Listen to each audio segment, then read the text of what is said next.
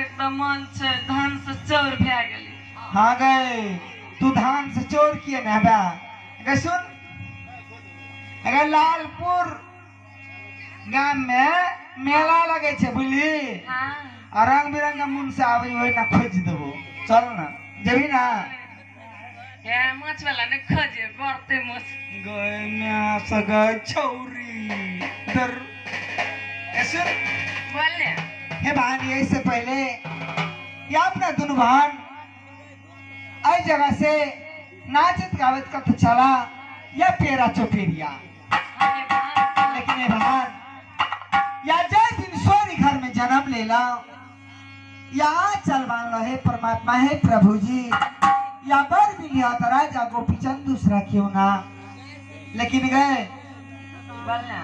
लेकिन मन के मनोकामना पूर्ति न भेल न गए हाँ हे बान आई कली तो नहीं पूर्ति भेले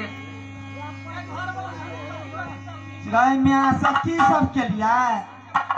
की सब के लिए ये बार बार लीला करना चाहिए अगर कहावी में कीजिए सुन कहावी में छे ध्यान दे सीख ले हमरा से नहीं तो हमारे हमें को तो चल हमार बिया भाई तो के सीखे तो सीख ले कभी में छे बही गे लैसा जगे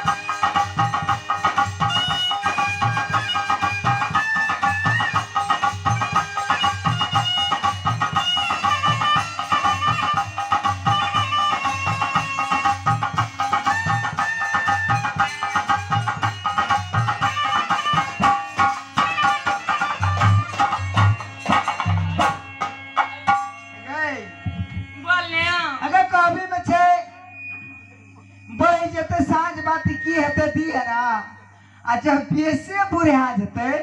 त की करबे पियवा गा की करबी गा जना करबी त न करने हमरा त हाना गए सुन सुन अगर पिया खातिर की सब के लिए से सब कहै छे सुन ध्यान दे हे गे बहिना बहिना सुना ले छोटा की